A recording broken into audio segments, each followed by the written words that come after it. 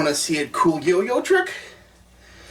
Well, that's too bad, because I've only mastered up and down.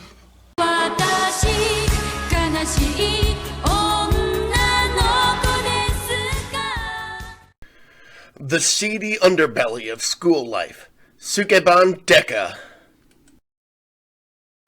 Hello and welcome to Earth Alien ProtoMet. Today we'll be taking a look at a show that might not actually be tokusatsu, but it is at least tokusatsu adjacent. Sukeban Deka is Toei's 24-episode crime drama based on the manga series by Shinji Wada. Is it any good? Let's find out. In order to save her mother from death row, former delinquent schoolgirl Saki Asamiya is forced to become an agent for a shady police organization. Under their orders, she is to investigate crimes occurring in various schools and bring the culprits to justice as the yo-yo-wheeling Sukeban Deka. Without going into spoiler territory, this series covers the entirety of the manga's Part 1.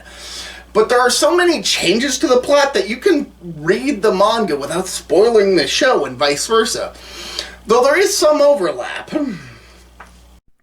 For starters, the television series spends several episodes giving Saki different cases to investigate to establish her skills as a young detective before plunging her into the storyline that comprises the majority of the show's run.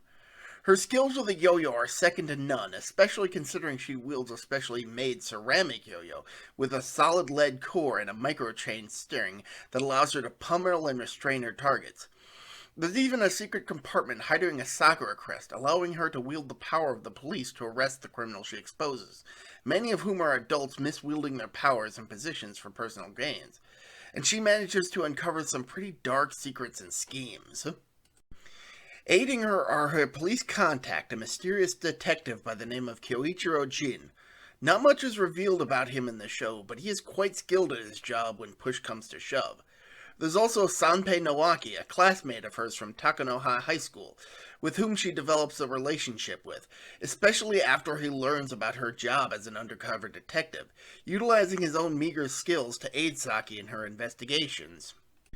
Despite her current role as an undercover detective, most of the people familiar with her only know the delinquent side of her that resulted in her being sent to a juvenile detention facility prior to the start of the show. As such, she has a number of non-criminal enemies. These include Juzo Numa, a strict teacher at Takanoha who tries to keep an eagle eye on her. She even has a rival in the form of the current delinquent queen, Miyako Yuminakoji, who is vain, though she's mostly used for light comic relief. As a result of being a student detective, Saki finds herself being transferred to a number of other schools to investigate cases. As a result, the early episodes of the show have an irregular cast, with some recurring characters.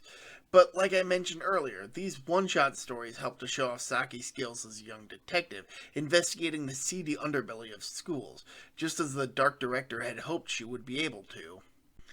But then we reach about a third of the way through the series, which introduces the three Mizuchi Sisters, who serve as the main antagonists of the series, using their criminal influence to antagonize Saki as part of their sinister overall plot.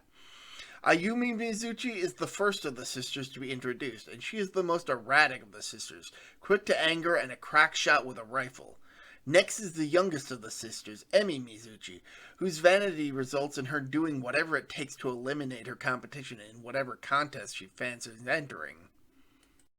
And finally is Remi Mizuchi, the eldest of the four siblings and the most dangerous, as she coldly and calmly operates in the shadows, preferring to let others do her dirty work for her, and using her intelligence network to investigate her targets. All three siblings are the daughters of Gozo Mizuchi, the head of a large organization with his own plans for Japan's future. As previously mentioned, this series adapts Part 1 of the manga, which would later be briefly adapted into a 2-episode OVA that sticks closer to the original manga's plot.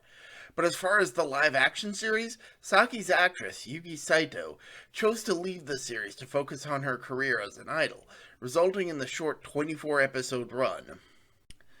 But with the show being as popular as it was, inspiring a number of other Sukeban shows, Toei chose to continue the series with a second, longer series, Sukeban Deka 2, The Legend of the Girl in the Iron Mask, which saw actress Yoko Minamino taking up the role of a girl who is given the codename of Saki Asamiya.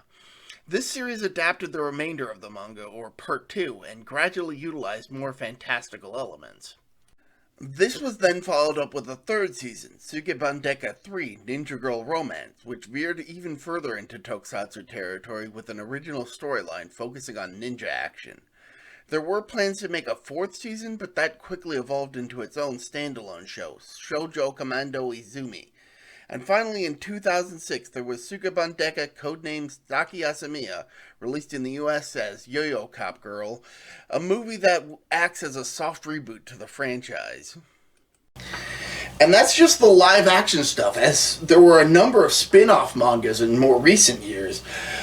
To say that Sukeban Deka was a hit is an incredible understatement, as I've stumbled across references to the series on numerous occasions, particularly in the tokusatsu genre.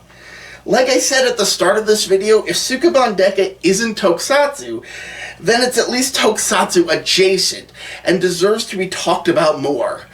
And believe me, I will eventually cover the other shows in this series, so look forward to those videos. In case it's not obvious, Sukeban Deka is a must-watch show, so until next time, I'm ProtoMet. See ya.